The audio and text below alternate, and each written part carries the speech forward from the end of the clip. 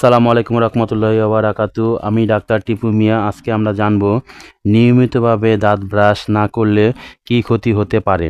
অনেকেই ধারণা দাঁত ব্রাশ না করলে কিছু হয় না, তবে এই ধারণাটা একদমই ভুল। তো এই ভিডিও থেকে আমরা জানব যে নিয়মিত দাঁত ব্রাশ না করলে কি ক্ষতি হতে পারে। অনেকের ধারণা মুখ পরিষ্কার না থাকলে শুধু মুখ আর দাঁতের রোগাক্রান্ত হতে পারে, কিন্তু মুখের রোগ শুধু মুখের মধ্যে সীমাবদ্ধ থাকে না। রক্ত সঞ্চালনের সঙ্গে মিশে শরীরে যে কোনো অঙ্গে মিশে যায় খুব দ্রুত। আবার শরীরের অনেক রোগের প্রাথমিক লক্ষণ প্রকাশ পায় মুখের ভিতরে। মুখের স্বাস্থ্যবিধি ঠিকঠাক মেনে না চললে দাঁতে প্লাক থেকে দাঁত ক্ষয় ও মাড়ি রোগ হতে পারে। আর এর থেকে শরীরের বিভিন্ন অঙ্গে বিভিন্ন সমস্যা দেখা দিতে পারে। সুতরাং দাঁত ঠিক মতন মোড়াতে হবে, এবং দাঁত ঠিক মতন না মোড়ালে প্রাথমিকভাবে যে রোগগুলো হয় তা হচ্ছে দাঁত ক্ষয়, দাঁত শিরশিরানি, মাড়ি দিয়ে রক্ত পড়া, নানা ধরনের ক্ষত, ঘা, মুখে দুর্গন্ধ, আঁকাবাঁকা দাঁত, চোয়াল ভাঙা, ক্যান্সার, মুখ দিয়ে জ্বালাপোড়া করা, জিভলা ঘা হয়, স্বাভাবিকভাবে মুখ খুলতে পারে না। সুতরাং সচেতন হলে এইসব সমস্যা থেকে অবশ্যই রক্ষা পাওয়া সম্ভব। এখন জেনে নেব দাঁত ব্রাশ করার বেশ কিছু সঠিক পদ্ধতি।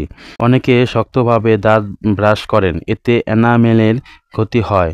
রাতে খাবারের পর ব্রাশ করতে ভুলবেন না। অনেকে দাঁতের ভেতরে জমে থাকা খাদ্যকণা পরিষ্কার দাঁত খিলানোর ব্যবহার করেন, এটি দাঁত ও মাড়ির জন্য ক্ষতিকারক। এছাড়া যে কোনো সময় ঘটতে পারে দুর্ঘটনা, কাজেই দাঁত খিলান পরিহার করতে হবে। কোনো কিছু দিয়ে দাঁত পরিষ্কার করতে পারবে না, অবশ্যই ব্রাশ দিয়ে দাঁত পরিষ্কার করতে হবে। মাউথ ওয়াশ ব্যবহার করলে মুখে ক্ষতিকর জীবাণু থেকে রক্ষা পাবেন। মাউথ ওয়াশের বিকল্প হতে পারে কুসুম গরম পানি সামান্য লবণ মিশিয়ে। ধূমপান, জর্দা, গুল, অ্যালকোহল থেকে বিরত থাকুন। মুখের বেশিরভাগ রোগের শুরুতেই তেমন কোনো উপসর্গ থাকে না, তাই 6 মাস অন্তর পর চিকিৎসকের কাছে গিয়ে তার পরামর্শ নিন এবং চিকিৎসা নিতে হবে। সুতরাং নিয়মিতভাবে দাঁত ব্রাশ করার অভ্যাস করতে হবে। যদি দাঁত নিয়মিত ব্রাশ না করেন তাহলে শরীরের অনেক ক্ষতি হবে, এবং অবশ্যই টুথপেস্ট, ভালো মানের টুথপেস্টটা দিয়েই নিয়মিত 2 বেলা দাঁত ব্রাশ করার অভ্যাস করে নিন। কোনো প্রকার ছাই দিয়ে দাঁত ব্রাশ করবেন না, এতে দাঁতের বিভিন্ন ধরনের ক্ষতি হতে পারে। তো ভিডিওটি ভালো লেগে থাকলে চ্যানেলটিকে সাবস্ক্রাইব করে একটি লাইক করে দিবেন।